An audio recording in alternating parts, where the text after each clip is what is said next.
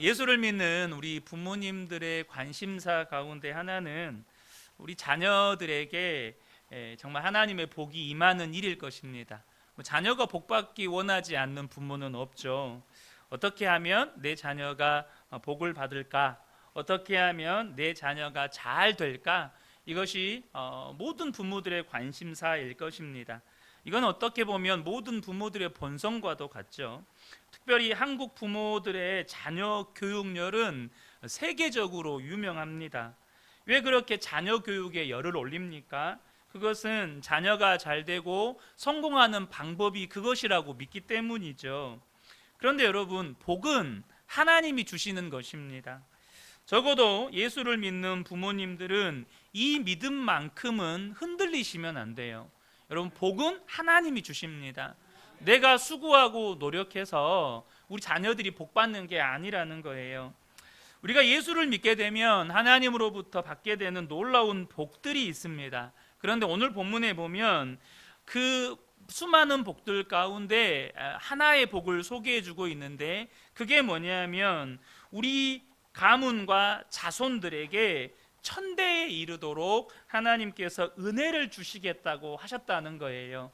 이것이 예수를 믿는 하나님의 백성들에게 약속하신 놀라운 복입니다. 9절 말씀을 보면, 그런즉 너는 알라 오직 내 하나님 여호와는 하나님이시요 신실하신 하나님이시라. 그를 사랑하고 그의 계명을 지키는 자에게는 천대까지 그의 언약을 이행하시며 인애를 베푸시되 라고 말씀하십니다. 우리가 우리 주변을 보면 3대를 보는 것도 사실 쉬운 일이 아니에요. 특별히 오늘날처럼 결혼과 자녀를 낳는 것을 기피하는 비혼주의가 늘어나는 시대 속에서 천대는 말 그대로 꿈 같은 이야기입니다. 천대 몇 년이죠? 보통 일반적으로 3,000년 이야기 하잖아요. 그러나 하나님의 말씀의 은혜를 저와 여러분이 경험하려면 하나님의 말씀과 약속을 온전한 믿음으로 굳게 붙잡는 자세가 우리에게 필요합니다. 하나님이 아브라함에게 자손과 땅을 약속하셨어요. 그런데 그 약속을 받을 때 아브라함은 자손을 기대하기 어려운 처지에 있었습니다. 더구나 이 75세에 그 약속을 받아놓고 24년이 지나서 이제 99세가 되기까지 아무런 소식이 없는 거예요. 심지어 아브라함조차도 믿음이 흔들렸을 정도였습니다. 그러나 100세에 아들 이삭을 얻습니다. 도무지 불가능할 것 같은 그때에 하나님께서 약속대로 이삭을 주셨어요. 땅은 언제 주십니까? 물론 아브라함이 가나안 땅에 들어갔고, 또 이스라엘 백성들이 모세 출애굽 이후에 가나안 정복 전쟁을 막 치렀지만, 엄밀하게 이야기하면 대략 한 800년이 지나야 이 이스라엘 백성들이 가나안 땅을 차지했다라고 말할 수 있습니다. 여러분, 그 800년이란 시간은요, 보통 한 왕조의 흥망성쇠의 기간을 500년으로 잡습니다. 그러니까 이 800년이라는 시간은 두 개의 왕조가 흥망성쇠를 경험할 기간인 거예요. 그런데 하나님의 약속 때문에 이스라엘 백성들이 가나안 땅을 차지하게 됩니다. 뭘 말하는 겁니까? 시간이 하나님의 약속을 취소시킬 수 없다는 거예요. 그러므로 성경에 기록된 하나님의 약속들, 특별히 예수를 믿는 자들에게 하나님께서 이렇게 하시겠다고 하는 이 하나님의 약속들을 저와 여러분이 절대 소홀히 여기시면 안 됩니다. 하나님의 약속은 시간과 관계없이, 시간도 취소시킬 수 없고 반드시 하나님의 때에 이루어지게 되기 때문이에요. 우리가 예수를 믿고 신앙생활을 할 때에 정말 조심해야 할 신앙의 태도가 뭐냐면 하나님의 약속을 소홀히 여기는 것입니다. 그것은 정말로 두려운 결과를 초래하게 돼요. 이삭에게는 에서와 야곱이라고 하는 두 쌍둥이 아들이 있었습니다. 그런데 이 두 아들이 믿음이 달랐어요. 먼저 둘째 아들 야곱은 하나님께서 복을 주신다는 사실을 굳게 믿었어요. 그런데 야곱은 둘째 아들이에요. 그러니까 자기는 장자가 받을 복을 받지 못한다는 이 생각이 너무너무 안타까웠고 사실 그게 너무 견디기 힘들었어요. 어떻게 해서든지 장자의 복을 받아야겠다고 생각했습니다. 그런데 여러분, 이 장자의 복이라고 하는 건 사실 야곱의 입장에서 보면 에서를 축복해 줄 그 축복 기도를 대신 야곱이 받는 것 빼고는 없어요. 사실 이삭의 모든 재산은 에서에게 물려받았거든요. 그러니까 야곱은 아버지 이삭으로부터 유산 하나 물려받은 게 없다고요. 사실 야곱이 받은 건 형이 받아야 할 기도를 대신 받은 것밖에 없었어요. 그런데 그거 하나 받자고 아버지 이삭도 속이고 형 에서도 속이고 어찌했든지 간에 그 축복 기도를 받아냅니다. 뭘 말하는 겁니까? 야곱은요, 하나님이 복을 주셔야 한다, 이거를 굳게 믿었다는 거예요. 하나님이 복 주셔야 한다. 반면에 에서는 장자입니다. 당연히 받을 복이지만 에서는요, 하나님이 주시는 복을 귀하다고 생각하지 않았어요. 하루는 사냥을 갔다가 너무 배가 고파서 돌아왔는데 동생이 팥죽을 만들고 있었어요. 그래서 너무 배가 고파서 이 팥죽 한 그릇을 달라고 했더니 동생 야곱이 그러는 거예요. 장자의 복을 자신에게 팔라는 거예요. 어떻게 합니까? 에서는 그 장자의 복을 대수롭지 않게 여겼기 때문에 그냥 그렇게 하자고 하면서 팥죽 한 그릇에다가 장자의 축복권을 야곱에게 팔아버렸어요. 여러분, 두 사람의 차이가 보이십니까?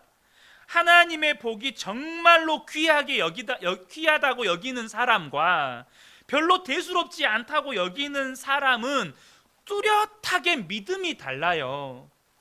주님은 분명하게 말씀하셨습니다. 잠언 8장 17절에 나를 사랑하는 자들이 나의 사랑을 입으며 나를 간절히 찾는 자가 나를 만날 것이니라. 여러분, 아멘이십니까?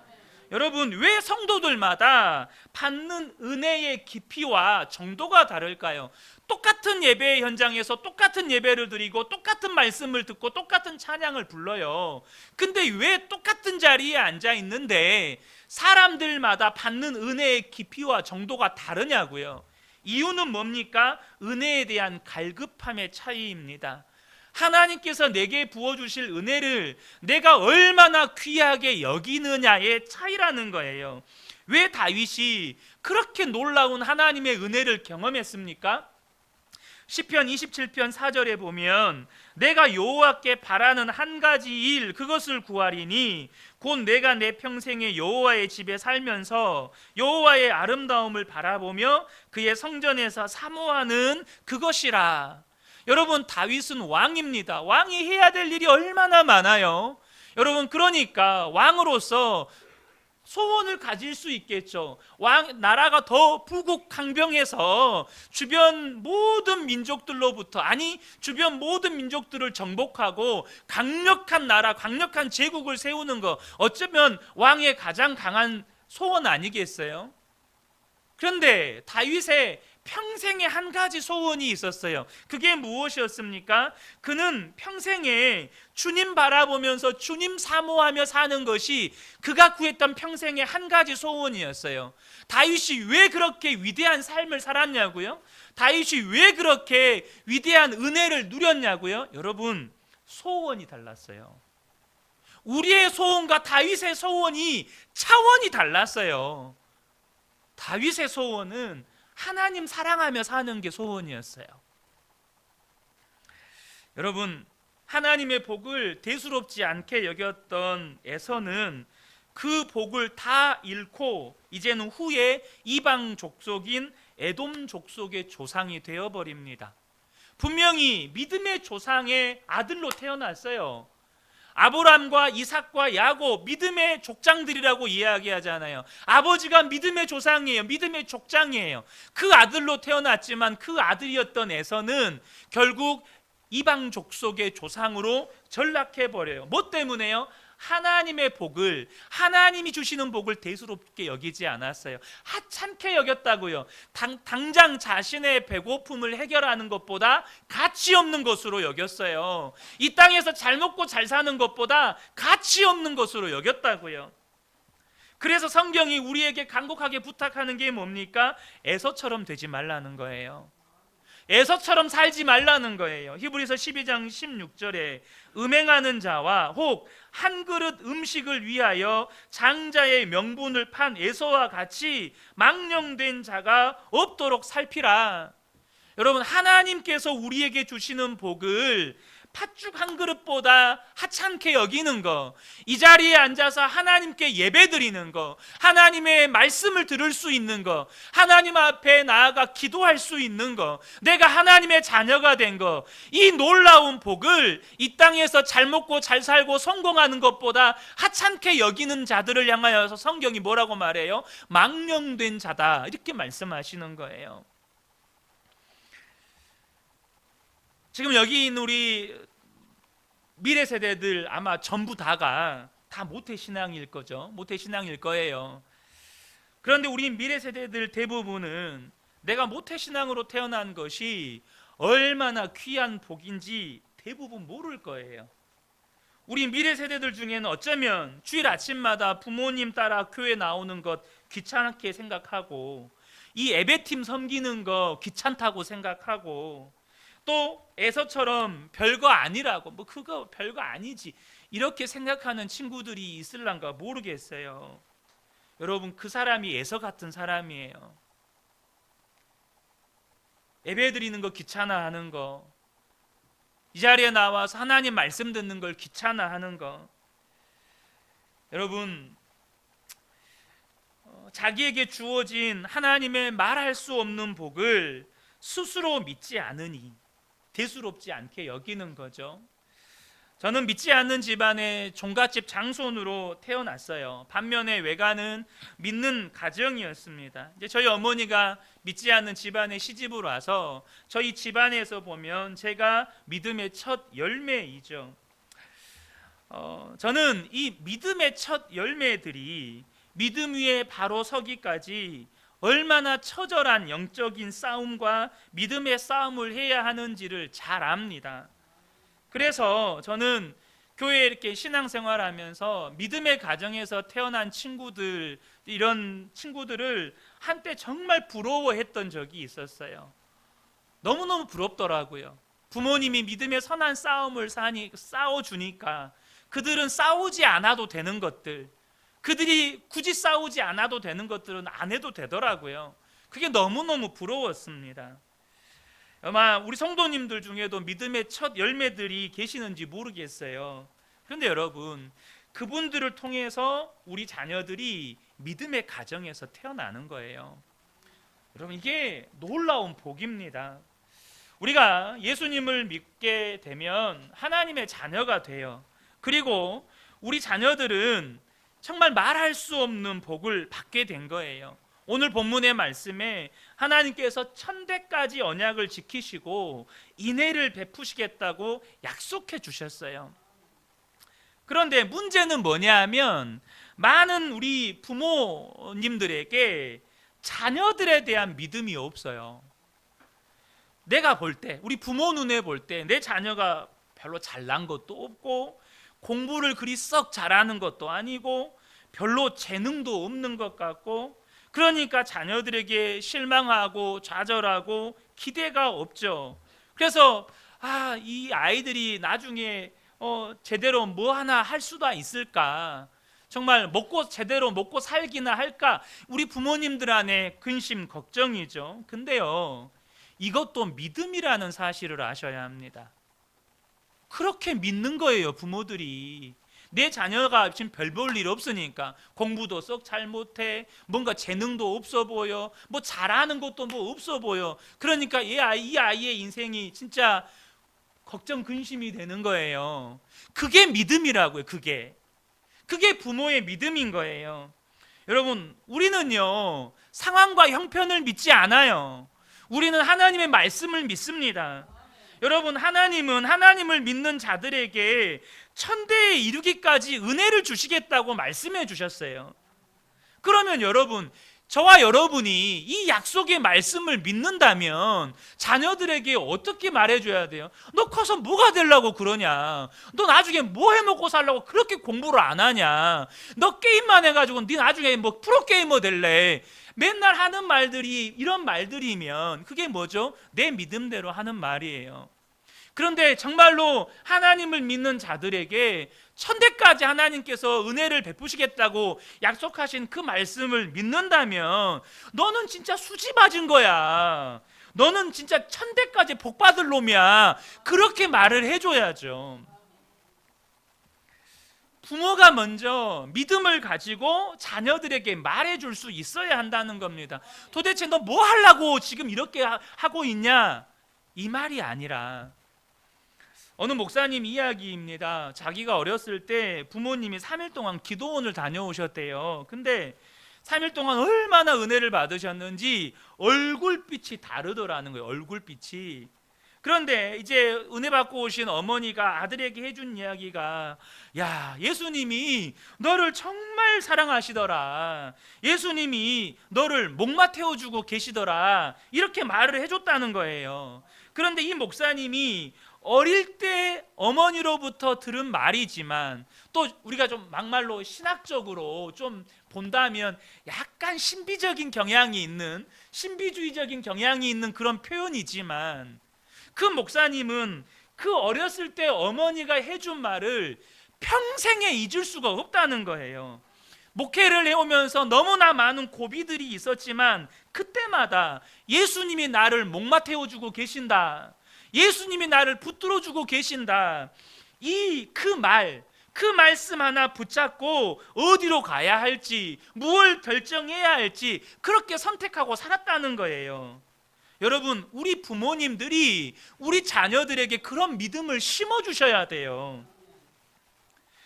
그런데 여러분, 어떻게 그런 믿음을 심어주죠? 부모가 먼저 믿어야 심어지죠. 부모가 먼저 믿어야 믿음의 말을 해주고, 그 믿음의 말을 들은 자녀들이 그 자녀들의 심령에 그 믿음의 씨가 뿌려지죠. 여러분, 인생은 성적이나 실력으로 그 복이 결정되는 게 아닙니다. 여러분, 사람은요, 능력 있는 사람, 능력 없는 사람 분명히 있죠. 학벌 좋은 사람, 학벌 없는 사람 분명히 있어요. 그런데 여러분, 인생은 그렇게 나눠지는 게 아니에요. 인생은 복이 있는 사람, 복이 없는 사람으로 구분될 뿐이에요. 하나님이 복을 약속해 주신 사람, 하나님의 복에 약속이 없는 사람으로 결정되는 거예요. 그런데 우리가 예수를 믿고 있다면 이미 복을 약속받은 사람들이에요. 우리는 이미 복이 있는 사람들이라는 겁니다. 어떤 분은 그런 말씀하실 수 있어요. 아니, 우리 애가 뭔가 복받은 것 같아야 말이죠. 뭔가 복받은 것이 좀 아까도 말했지만 공부를 잘하는 것도 아니고 인물이 잘난 것도 아니고 뭔가 재능이 있어 보이지도 않고 하여튼 게으르고 아침마다 깨우려면 정말 속이 터지고 복받은 것이 안 보이는 것 같은데 어떻게 합니까? 말만 그렇게 한다고 됩니까? 여러분, 창세기 5장에 보면 셋의 후손들에 대한 기록이 나옵니다. 그런데 셋의 후손에 대한 기록은요, 명단밖에 없어요. 무슨 말이냐면 이 셋의 후손들에 대한 기록은 누구는 누구를 낳고 누구는 누구를 낳았다, 이 말밖에 없어요. 이 세상 기준으로 보면 뭐 태어나가지고 한 일이 애 낳은 거밖에 없네? 뭐 짐승도 아니고 이게 뭐지? 정말로 별 볼 일 없는 사람들처럼 보여요. 그러나 여러분, 절대 무시하시면 안 돼요. 이게 무슨 말입니까? 셋의 후손들의 명단, 이 셋의 족보에 들어갔다는 말이 뭘 의미하는 거죠? 하나님을 믿고 하나님을 섬기고 하나님의 뜻대로 살고자 하는 사람들의 반열에 들어갔다는 거예요. 하나님의 뜻대로 살았던 사람들의 반열에, 그 믿음의 사람들의 반열에 들어갔다는 거예요. 여러분, 셋의 후손을 통해서 누가 오시죠? 바로 노아가 나오고 아브라함이 나오고 다윗이 나오고 예수 그리스도가 나오는 거예요. 우리 눈에 보면 누가 누구를 낳고 누가 누구를 낳았다, 정말로 별 볼 일 없어 보여요. 그런데 그 별 볼 일 없어 보이는 그 족보를 통해 다윗이 나오고 예수 그리스도가 이 땅에 오시는 거예요. 바로 믿음으로 삶을 살았고 하나님이 주신 복이 천대까지 이르렀다는 거예요. 여러분, 그러므로 저와 여러분이 예수를 믿고 하나님의 자녀가 되고, 여러분의 자녀는 당연히 믿음의 후손이 되었으니 이게 얼마나 놀라운 복이냐는 거예요. 그러므로 우리 부모님들이 자녀들에게 반드시 말씀해 주셔야 돼요. 네가 믿음의 부모 밑에서 태어난 건 진짜 수지 맞은 거다. 적어도 여러분, 우리 자녀들을 위해서 기도해 주는 부모가 있다는 거예요. 자녀들을 위해서 여러분 기도의 성벽을 쌓는 부모들이 있다는 거예요. 너는 진짜 복 받은 거야. 여러분, 부모인 여러분이 자녀들에게 먼저 그 말을 해줘야 돼요. 너는 진짜 복 받은 사람이다. 엄마 아빠가 너를 위해서 기도하고 있다. 적어도 엄마 아빠가 하나님 나라 갈 때까지는 이 기도의 끈을 놓지 않을 거다. 그러면 적어도 우리 아이들이 하지 않아도 되는 영적 싸움은 안 해도 되거든요. 우리 아이들에게 하나님의 역사가 여러분 나타나거든요. 그런데 여러분, 한 가지 또 기억하셔야 될 게 있어요. 그게 뭐냐면, 부모가 교회만 다닌다고 우리 후손들이 천대까지 은혜가 이어지는 게 아니라는 겁니다. 천대까지 은혜가 이어지는 조건이 있어요. 다시 한번 9절의 말씀을 보겠습니다. 그런즉 너는 알라, 오직 내 하나님 여호와는 하나님이시요 신실하신 하나님이시라. 그를 사랑하고 그의 계명을 지키는 자에게는 천대까지 그의 언약을 이행하시며 인애를 베푸시되 라고 말씀하십니다. 여러분, 저와 여러분이 교회 다닌다고 우리 자손들이 천대까지 복을 받는 게 아니고, 예수를 믿는 부모인 저와 여러분이 먼저 하나님을 사랑하고 하나님의 뜻대로 살아가는 자가 되어야 한다는 거예요. 예수를 믿는 부모인 우리가 먼저 하나님 사랑해야 돼요. 하나님 뜻대로 사셔야 된다는 겁니다. 우리가 하나님을 믿지 않는 이 세상 사람들 속에서, 심지어 예수를 믿는 사람들 사이에서조차도 진짜로 하나님 사랑하고 진짜로 하나님 뜻대로 사는 것이 정말 힘들 때가 많아요. 어떤 때는 내가 진짜 바보 같다라는 생각이 들 때도 있어요. 제가 가끔씩 우리 아이들에게 요리를 한 번씩 해주는데요, 그러면 우리 아이들이 정말 맛있게 먹습니다. 그러면서 이런 말을 해줘요. 아빠, 목사 은퇴하면 아빠 식당에도 되겠다, 이런 말을 해줘요. 뭐 최고의 칭찬이죠. 그런데 그 뒤에 하는 말이 있어요. 그게 뭐냐면, 아빠는 식당 하면 안 돼. 아빠는 자기 이익 챙길 줄 모르고 다 퍼줘. 우리 아이들이 하는 말이에요. 저의 삶을 지켜본 아이들이 하는 말입니다. 세상 기준으로 보면 자기 이익을 챙길 줄 모르는 건 정말 바보처럼 보이고 정말로 어리석게 보여요. 하지만 저는 이 말이 하나님이 저에게 해주시는 칭찬처럼 들립니다. 무슨 말입니까? 여러분, 하나님이 기뻐하시는 뜻대로 살아가는 건 사람들이 인정해 주는 건 고사하고, 심지어 믿는 사람들조차도 세상적인 기준으로 나를 보면서 무시하는 것 같고, 심지어 이제는 그런 상황 속에서 있다 보면 나조차도 진짜 하나님 뜻대로 사는 건 너무너무 힘들다, 진짜 어렵다, 꼭 이렇게 살아야 되나, 이런 느낌마저 들을 때가 있어요. 여러분, 그런 적 없나요? 정말로 믿음대로 살려고 하지만 오히려 가족들로부터도 인정 못 받을 때 있어요. 가까운 가족들도 인정 안 해줄 때 많다고요. 그런데 여러분, 기억하십시오. 이것이 정말 가치 있는 일이에요. 왜요? 그것이 진정한 믿음의 삶이기 때문에 그래요. 하나님 사랑하고 하나님 뜻대로 살면서 세상 사람들은 어리석다고 말하고, 심지어 믿는 사람들조차도 세상의 어떤 기준을 가지고 참 안 됐다. 참 저게 뭐냐? 이런 시선으로 바라본 그때에 저와 여러분이 하나님의 말씀을 꼭 기억하셔야 돼요. 히브리서 11장 24절 26절에 믿음으로 모세는 장성하여 바로의 공주의 아들이라 칭함받기를 거절하고 도리어 하나님의 백성과 함께 고난받기를 잠시 죄악의 낙을 누리는 것보다 더 좋아하고 그리스도를 위하여 받는 수모를 애굽의 모든 보화보다 더 큰 재물로 여겼으니 이는 상 주심을 바라봄이라. 여러분 기억하셔야 돼요. 이게 믿음의 삶입니다. 하나님 사랑하고 살고 하나님 뜻대로 살면 여러분 세상에서는 인정 못 받는 거 각오하셔야 돼요.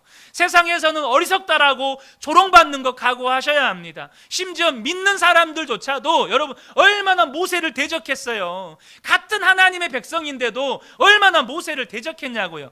하나님 사랑하고 하나님 뜻대로 살아가는 일은 그걸 각오하셔야 돼요. 그러나 여러분 그게 하나님이 기뻐하시는 길이에요. 그게 하나님이 인정하시는 진짜 믿음의 삶이라는 거예요. 저와 여러분이 이제는 분별하실 수 있으셔야 합니다. 무엇이 진짜 복인지, 어떻게 하면 나와 내 자녀들이 진짜 복을 받을 수 있는지. 더 이상 이 땅에서 잘 먹고 잘 살려고 아둥바둥하면서 살지 마세요. 정말로 이제는 자녀를 생각하면서 사셔야 됩니다. 모든 것을 시시비비 따져가면서 하나도 손해보는 일 없이 살려고 하는 사람은 절대 복을 받을 수가 없어요. 여러분, 저와 여러분이 예수 믿고 하나님을 사랑하는 사람이라고 여러분을 뻔히 알고 있는데도 막 속이려 그래요. 여러분 예수 믿는 사람이라고 하나님 뜻대로 사는 사람이려고 막 여러분이 뻔히 아는데도 여러분 이용해 먹으려고 그래요. 그러면 내 속에서 막 분노가 올라올 때도 있잖아요. 아, 예수 믿는 사람이라고 함부로 하네. 여러분 막 그런 때 있잖아요. 여러분 그때요 이런 생각 하셔야 돼요. 아, 내가 복 있는 사람이구나. 내가 복 있는 사람이니까 이런 일도 겪는구나. 여러분 이삭이요 알잖아요. 블레셋과의 갈등 속에서 우물을 팠는데 블레셋 목자들이 와서 그 우물 뺏어갔다고요. 이삭이 대적을 안 해요. 이삭의 집에도 아버지로부터 물려받은 길리온 군사들이 있었거든요. 그러니까 이삭이 대적할 수 있는 힘이 있었어요. 근데 대적을 안 해요. 옳았구나. 또 우물을 파요. 그러니까 블레셋 목동들이 또 와가지고 또 그 우물을 뺏어요. 얼마나 미련해 보여요. 얼마나 어리석습니까? 근데 이삭이 또 아무 말 안 하고 또 옮겨갑니다. 또 우물 파요. 또 빼앗습니다. 나중에 어떻게 되죠? 블레셋의 왕 아비멜렉이 겁을 먹습니다. 블레셋 왕 아비멜렉이 와서 겁을 먹고 아, 이 사람은 건드려서는 안 될 사람이구나. 이 사람은 정말로 하나님의 사람이구나. 그래서 이 아비멜렉이 이삭과 이 동맹을 체결합니다. 우리도 당신들 이제 공격하거나 침범하지 않을 테니 당신도 우리 민족을 공격하거나 침범하지 말아 주십시오. 한 나라의 왕이 한 가정의 가장과 맹약을 맺어요. 서로 침범하지 않게. 여러분 나라는요 적어도 자기와 격이 맞는 나라의 수장과 이렇게 동맹을 맺는 거예요. 근데 한 가장에게 찾아와서 불가침 조약을 맺어요. 저와 여러분에게 이 복이 임하기를 축복합니다. 여러분 세상이 믿음대로 살 때, 하나님의 뜻대로 살 때 저와 여러분을 이용해 먹으려고 하고 속이려고 하고 해하려고 할 때 저와 여러분 안에 이미 그런 생각이 있어야 돼요. 나는 내가 복 있는 사람이니까, 내가 이렇게 복 있는 사람이니까 그래 그 조금 복 내가 나눠주지. 내 안에 내게 있는 복 그 조금 나눠준다고 해서 나는 아무렇지도 않아. 뭐 하나님이 또 복 주실 건데. 적어도 저와 여러분에게 이런 믿음이 있기를 축복합니다. 그러므로 저와 여러분이 나를 원수같이 대하는 사람도 이제 축복하고 그를 위해서 기도하면서 살아갈 때, 그럼에도 불구하고 하나님이 기뻐하시는 뜻대로 살아갈 때 우리 자녀들에게 천대에 이르기까지 은혜가 이어지는 거예요. 이제는 부모인 저와 여러분이 무슨 일을 겪거나 혹은 그로 말미암아 무슨 일을 결정하든지 간에 자녀와 후손들을 생각하셔야 돼요. 히스기야 왕은 이스라엘 역사 속에 그 선한 3대 왕에 꼽힙니다. 남유다의 선한 3대 왕에 꼽힐 만큼 위대한 왕이었어요. 아수르 군대가 예루살렘을 멸망시키려고 이렇게 에워쌌을 때 그가 하나님 앞에 나아가 간절히 기도할 때 하나님께서 천사를 보내셔서 이 예루살렘을 둘러싸고 있는 아수르 군대 18만 5천 명을 하룻밤에 다 몰살시켜 버립니다. 또한 히스기야 왕의 유명한 일화죠. 죽을 병에 걸렸을 때 하나님께서 그를 고쳐주시고 15년 동안 생명을 연장받는 놀라운 치유의 역사도 경험했어요. 그러나 그는 너무나도 큰 실수를 저지릅니다. 그 실수가 뭡니까? 바벨론의 사신이 히스기야 왕이 병들었다는 소식을 듣고 찾아왔을 때 그가 병에 다 고침을 받고 막 기분이 업됐어요. 너무 좋았어요. 그래서 자기에게 있는 걸 자랑했습니다. 왕궁에 보물고 또 병기고 또 창고까지 싹 열어서 다 보여줬어요. 하나님의 선지자가 찾아와서 히스기야 왕을 책망합니다. 근데 히스기야 왕의 실수는 왕궁에 있는 모든 창고를 열어서 그가 소유한 것을 보여준 게 아니었습니다. 그의 실수가 뭐였을까요? 그 일로 말미암아 하나님께서 그 자손들에게 무서운 징계를 내린다고 하셨을 때 히스기야가 자손들을 생각하지 않은 거였어요. 열왕기야 20장 18절 19절에 또 왕의 몸에서 날 아들 중에서 사로잡혀 바벨론 왕궁의 환관이 되리라 하셨나이다 하니 히스기야가 이사야에게 이르되 당신이 전한 바 여호와의 말씀이 선하니이다 하고 또 이르되 만일 내가 사는 날에 태평과 진실이 있을진데 어찌 선하지 아니하리요. 내 자손들이 끌려가고 바벨론에 환관이 되는 것이 뭐가 그리 중요하겠습니까? 내 때에 태평하면 되지. 이것이 히스기야 왕의 가장 치명적인 실수였어요. 자손들에게 어떤 결과를 미칠지는 생각하지도 않고 그냥 말하고 행동하고 결정하는 것, 여러분 그것이 부모의 가장 큰 어리석음이라는 거 아셔야 돼요. 여러분이 지금 내가 하는 말, 지금 내가 하는 행동, 지금 내가 한 어떤 선택이 내 자녀들에게 어떤 결과를 가져올 건가를 생각하지 않고 그냥 말하고 행동하고 막 선택을 해요. 그런데 그것이 우리 자녀들에게 치명적인, 여러분 정말로 해악을 끼친다는 거예요. 그 선한 왕, 이스라엘의 3대 선한 왕이라고 말한 히스기야 왕의 아들이 누굽니까? 이스라엘에서 가장 악한 왕, 세 왕을 꼽으라면 반드시 꼽히는 므낫세입니다. 그렇게 선한 왕 아래에서 가장 악한 왕 므낫세가 태어나요. 이 므낫세 왕이 북이스라엘에서 손에 꼽는 악한 왕인 아합의 행위를 그대로 본받아서 온 백성들로 하여금 바알과 아세라를 섬기게 만들어 버립니다. 도대체 이런 악한 왕이 어떻게 이 이스라엘 땅 가운데 들어서게 된 것입니까? 자손들을 생각하지 않고 그냥 내 마음대로, 내 생각대로, 내 감정대로 말하고 행동했던 히스기야의 어리석음이 그런 결과를 낳은 거예요. 여러분, 부모인 저와 여러분이 복 있게 사셔야 후손들이 복을 받는 거예요. 내가 복 있게 살아야 돼요. 내가 복받은 자로 살아야 우리 자녀들이 복을 받는 겁니다. 하나님 뜻대로 살면 조롱받기도 하고 핍박을 당하기도 하고 고난을 당하기도 합니다. 그러나 여러분 꼭 기억하셔야 돼요.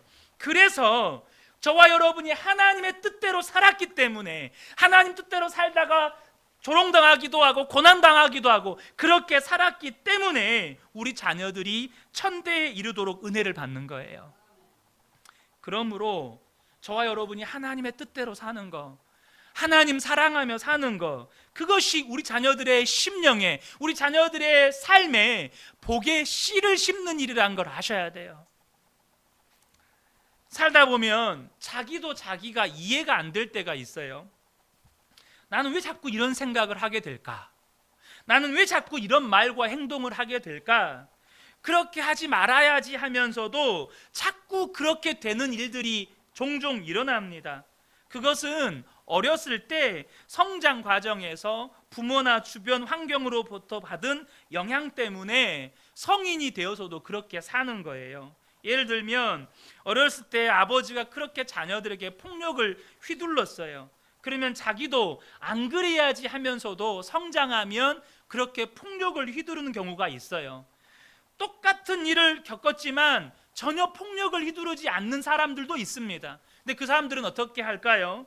정말로 그렇게 하지 말아야 한다는 철저한 결심과 자기 안에서 일어나는 이 폭력을 억제하려는 엄청난 노력이 있는 거예요. 저도 이건 들은 이야기지만 보통 그런 경우는 한 30% 정도 된다 그래요. 아버지가 알코올 중독이면 자녀가 알코올 중독이 아닐 가능성이 한 30%. 엄청나게 애를 쓴다는 거예요. 아버지가 그렇게 폭력을 휘둘렀으면 자녀가 그렇지 않게 살아갈 확률이 한 30% 된다는 거예요. 그런데 여러분, 그러고 어떻게 살아요? 폭력을 휘두르고도 못 살지만 내 안에 올라오는 이 폭력성, 내 안에 올라오는 어렸을 때 받았던 그 상처로 인한 정말 하지 말아야 할 행동과 말들을 억누르면서 살아가는 게 그게 쉽습니까? 그런데 어려서부터 화목하고 우애하는 그런 가정에서 자라난 사람은 폭력을 휘두르지 않으려고 애를 쓸 필요가 없어요.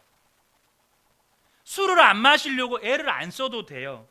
오히려 폭력을 휘두르는 게 힘들어요.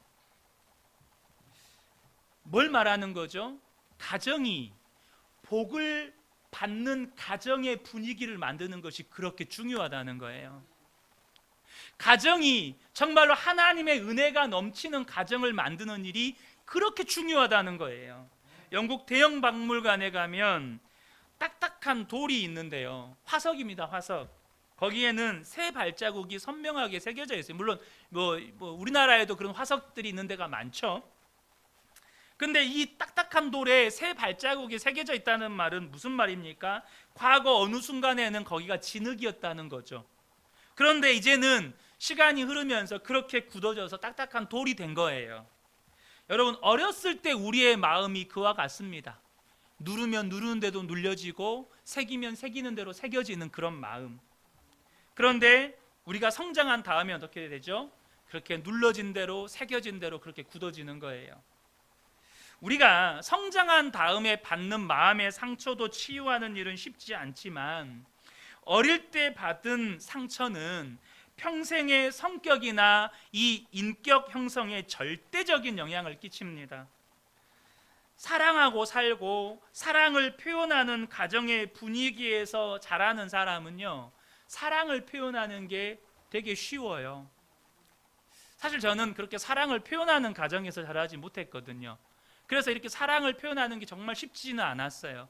하지만 하나님의 은혜로 우리 아이들이나 아내에게 사랑을 계속해서 표현합니다.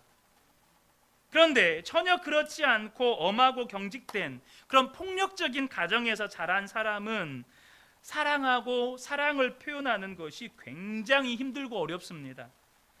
그거 한번 하려면 정말 굳은 마음의 결단을 하고 또 수없이 생각하고 몇 날 며칠을 준비해야 아내한테 겨우 눈치 봐가면서 들릴 듯 말 듯 사랑해 하고 딱 지나가고 뭐라고 하면 아니야 하고 넘어가고,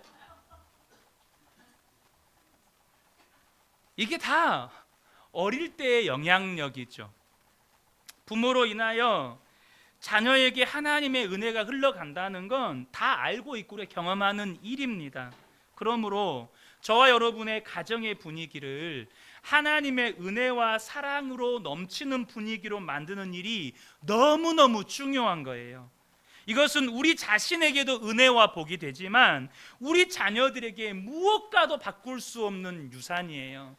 소통 전문가 김창옥 교수가 그런 말을 해요. 우리 20대 청년들에게 배우자를 선택하는 기준에 대해서 이야기를 할 때 꼭 이걸 보라고 해요. 그 사람이 사용하는 모국어를 봐라.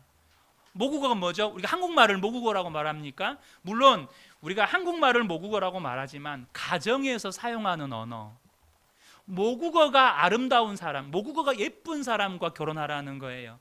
그것이 그 사람이 어떤 가정 형편에서 자랐는지를 알려준다는 거예요. 얼마나 가정이 은혜와 사랑이 넘치는 분위기를 만드는 게 중요한지를 보여주는 거죠. 특별히 믿음의 부모들이 가장 경계하고 조심해야 하는 것이 말로만 가르치려는 것입니다. 여러분, 말로만 가르치는 게 뭐죠? 그게 잔소리예요. 말로만 가르치는 거. 심지어 매를 들기도 합니다. 근데 여러분, 우리 다 경험해 보셨잖아요. 그렇게 하면 아이들이 변합니까? 절대 안 변해요. 왜 변화되지 않을까요? 왜 부모의 잔소리가 아이들을 변화시킬 수가 없을까요? 우리에게는 근본적으로 사람을 변화시킬 능력이 없기 때문이에요. 우리 안에 선한 것이 없기 때문입니다. 오직 사람을 변화시키는 분은 하나님이세요.